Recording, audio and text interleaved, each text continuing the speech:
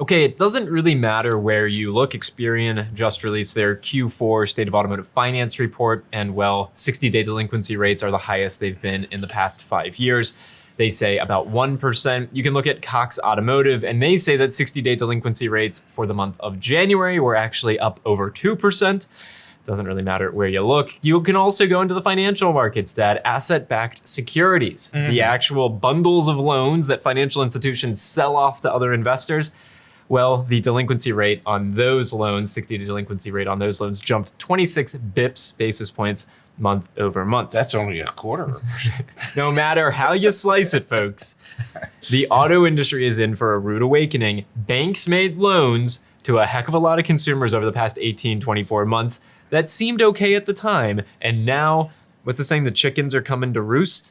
I don't know. You don't know who Yogi Berra was, but he used to say things that didn't make any sense. Well, and so do you. You mix up your idioms. Yeah, whatever. But yeah, if you read between the tea leaves. But Dad, no matter where you look, banks made loans. People are not paying on said loans. Banks aren't repoing the cars yet because they don't really want to be holding that dead asset. But you said something that was interesting, that 18, 24 months ago, they made these loans that seemed reasonable at the time. Let me correct part of that statement. They didn't seem reasonable at the time, and they weren't reasonable at the time.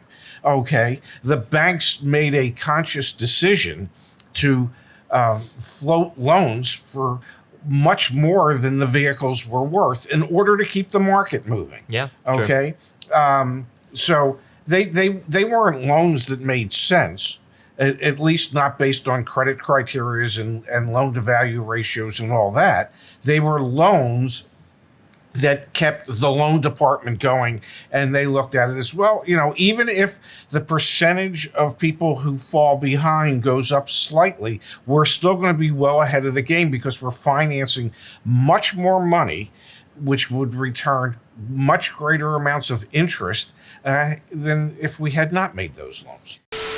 All right, Dad, you can sell your car on CarEdge. What's the deal? The deal is you just plug in your VIN number and we'll get you offers from local dealers in minutes. Seconds. CarEdge.com/sell.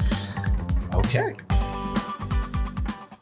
I know. So banks made the conscious decision to lend in circumstances that honestly didn't make a lot of sense, but at the time it felt reasonable. Now we obviously see credit availability restricting and being more challenging. It's more difficult to get approved for a loan today. Oh, absolutely. Than it was in the past. But Dad, when you look at the 60-day delinquency rate dashboard. Yes. Again, it's awesome that Experian puts this data out, but it is very much looking in the rearview mirror. This is Q4.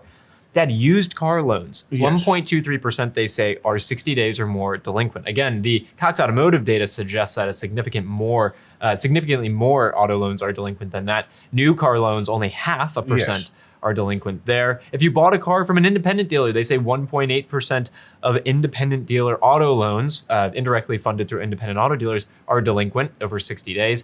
And nearly 3/4 a point for franchise dealerships. And you can see the breakdown by type of vehicle, Dad. Cars, 1.3, 7%, significantly more than any other type of vehicle. These numbers are materially higher than they were last quarter and materially higher than they were a year ago. Then you look to the financial markets and you look at the ABS data.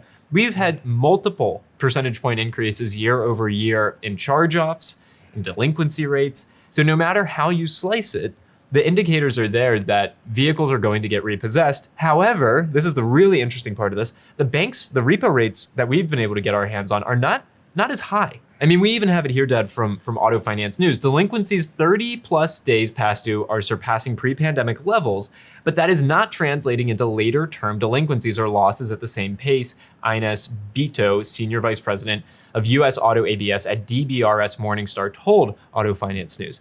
So we're seeing the leading indicators suggest a repo apocalypse is coming down the pike. But every time we look at this data, everyone's also then saying, well, but it's not materializing in that. What is how does that work? Well, it means they're holding off on repossessing the cars. They know what they're in for if they were to repossess the cars. They know how much more they financed than they should have.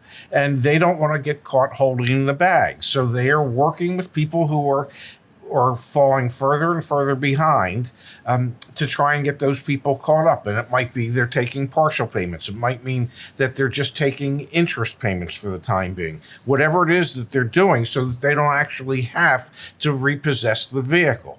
But they know ultimately that they're going to. And you said something interesting about, looking at that data that, things are materially worse today than they were in the previous quarter. Yeah. And materially worse than they were a year ago. Absolutely. Well, I'm going to go out on a limb and I'm going to say a year from now, they're going to be materially worse than they are today, because eventually those chickens will come home to roost.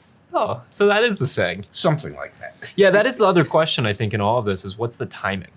Because we keep talking about, we keep beating the drum, and to be very clear, it's just because we look at the data and talk about it. All the data, this is not opinion, this is data oriented. The opinion piece is when's it going to happen? When's the bubble going to burst? When's the big collapse going to happen?